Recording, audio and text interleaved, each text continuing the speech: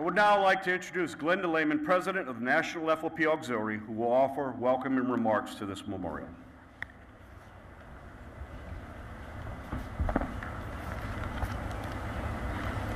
Mr. President, esteemed guests, brothers and sisters of law enforcement, and you, the family and friends of our fallen heroes, welcome to the Fraternal Order of Police 43rd Annual Peace Officers Memorial Service. In 1962, President Kennedy proclaimed that May 15th as National Peace Officers Memorial Day, and the week within which it falls, National Police Week. Every year during National Police Week, in cities and towns across our country, memorial services are held, honoring those law enforcement officers that have given their lives in the call of duty. And every May 15th, with flags lowered at half-staff, we gather here on the lawn of the United States Capitol, along with the leaders of our country and the leaders of law enforcement.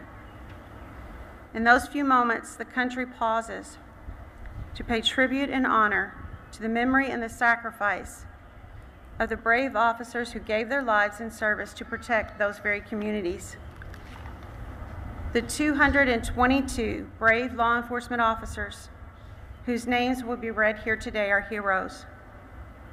They're heroes because they, like thousands of other officers, were dedicated to the safety of others.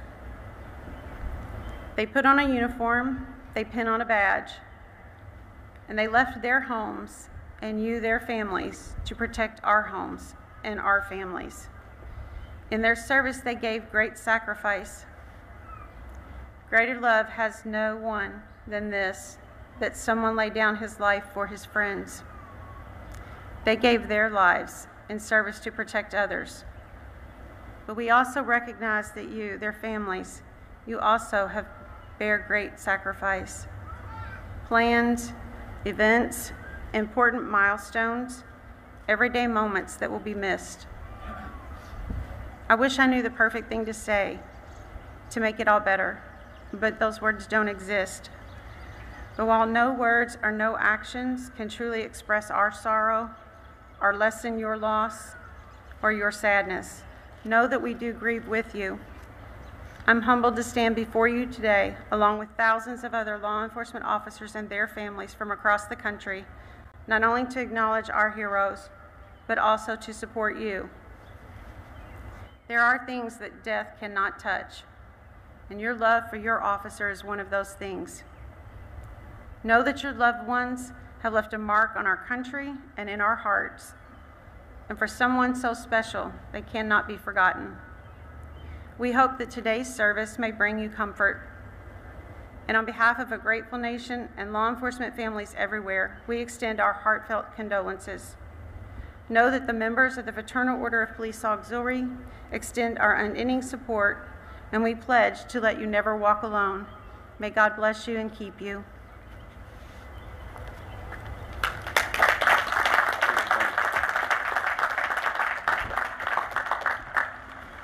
Today we share our grief with the families of our fallen heroes. We draw strength from each other, from the memories, and from the certainty that they will live on in our hearts.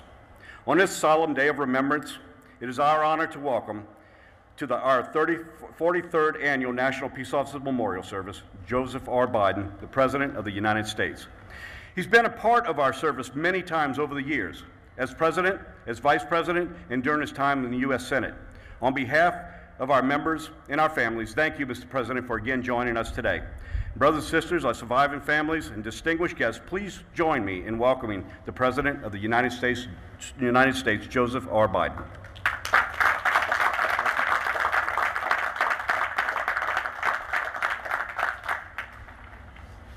President Yost, Auxiliary President Henney, Auxiliary President Lehman, Executive Director and good friend Jimmy Pasco, thank you for your service to our nation and for inviting me to join you once again today.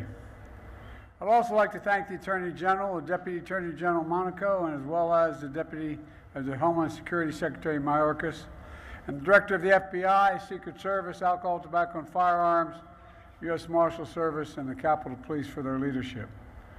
We're also joined by my good friend, Wade Carpenter, President of the Chiefs of Police, and Ed Kelly, President of the Firefighters Union. And thank you, members of the Congress, who are here today. 2 weeks ago, I was in Charlotte, North Carolina, to spend some time with the families of the 8 brave police officers who were shot in the line of duty. Tragically, 4 of them were killed. They were husbands, fathers, heroes. And all of you who serve, and for your families left behind, you live a simple truth. Every time you put on that shield and walk out of the house, your family wonders if that call will come, or if they'll get that terrible call somewhere during the day or night. We owe you as a nation. This year, we honor over 200 heroic women and men from all across the law enforcement community who made the ultimate sacrifice. For all the families of our fallen officers, I know hearing the name of your husband, wife, father, mother, son or daughter, brother, sister, brings it all back as if you got that news just 10 minutes ago. That black hole in the middle of your chest, you feel like you're being sucked into. It's like losing part of your soul. I know when my son Bo spent a year in Iraq, came home with stage 4 glioblastoma, was going to die, and he did. I know what it's like. I get a feeling that you all know as well who have lost in the past. You know, I found out there's only one thing, at least for me, when I got the call that my wife and daughter were dead, when I got the call my son was about to die. I know the only one thing that helped, family. If you have family, hold them tight. Hold on to each other. Because the day will come, it's hard to believe, when the thought of your husband or your wife or your son or your daughter will bring a smile to your lips before it brings a tear to your eye. It takes a long time, but it will come. My wish for you to come sooner than later. There was a line from the English poet John Milton.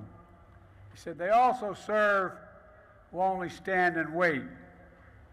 Every family of an officer stands and waits so the loved one can serve the rest of us. I admire your courage in being here. And I hope you take comfort in the knowledge that their sacrifice will never be forgotten, and that in this extended family of women and men assembled here today, they'll always be there for you. Other police officers, they'll always be there for you. Throughout my career, I've unfortunately spoken to too many funerals of too many police officers, extraordinary, brave, heroic public servants who kept us safe. Being a police officer is not just what you do, it's who you are. You're just like all the women and men in law enforcement I grew up with in Scranton and Claremont, Delaware. You always run toward danger as others run away from it. Most of you, when you were kids, you did it, long before you became an officer. You run toward the cries for help, knowing that you could be of help. It's part of your DNA to serve, to protect, to defend. You represent the very best of America. You're the steel spine of this country. Back in February, I convened a group of police chiefs at the White House to talk about the hard work you're doing to make our communities safer. Being a cop is one hell of a lot harder than it's ever been. We expect everything of you. We expect everyone. Drug counselors, you're supposed to be, protecting people who are overdosing. Social workers, the kids who have been abandoned. Guardians, communities flooded with weapons of fear.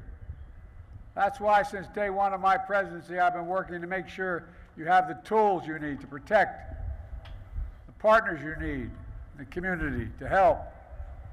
During the pandemic, I signed the American Rescue Plan that provided $350 billion to states and cities that they could use to keep communities safe, retain and hire more police officers, pay overtime and bonuses, expand benefits for disabled first responders, and support violent prevention strategies.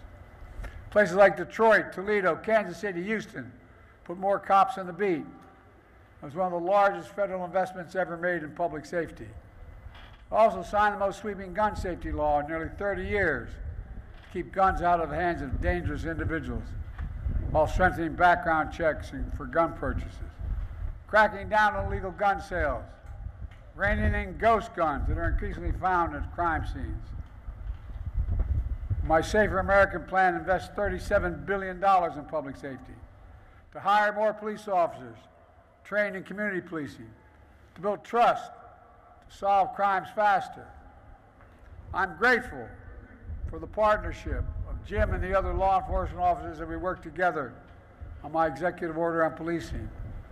My Safer American plan also makes investments to support programs that have proven to tackle the root causes of crime, to ensure you have the psychologists and the social workers responding to crisis alongside you.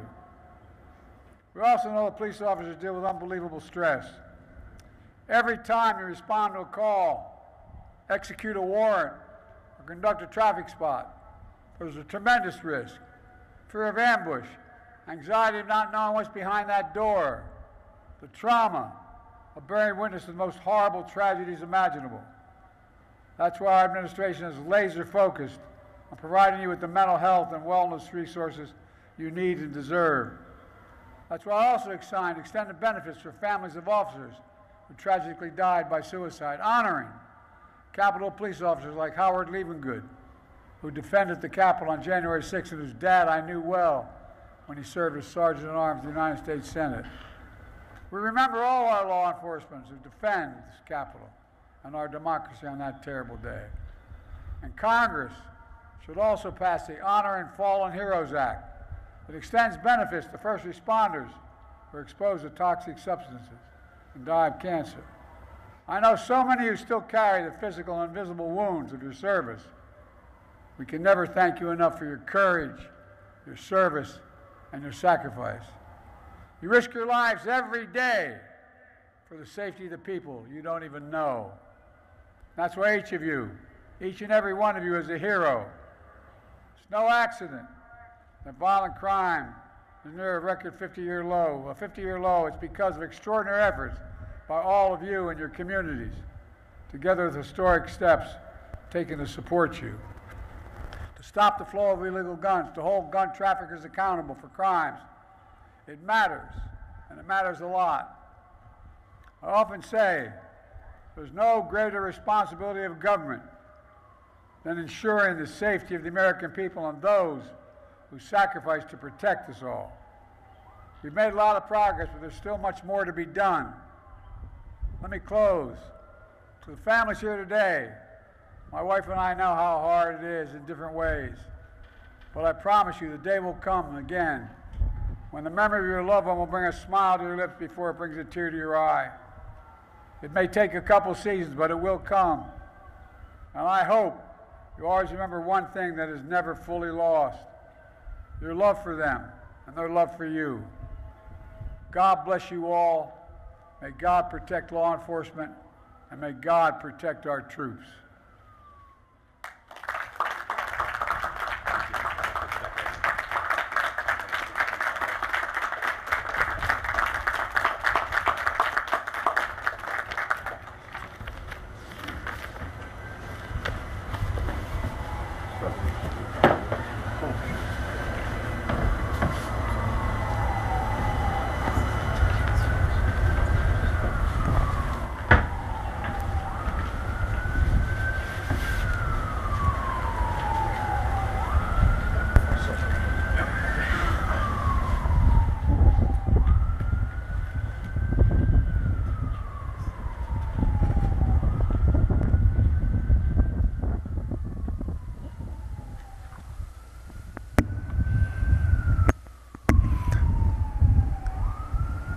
Colors, honor guard, attend.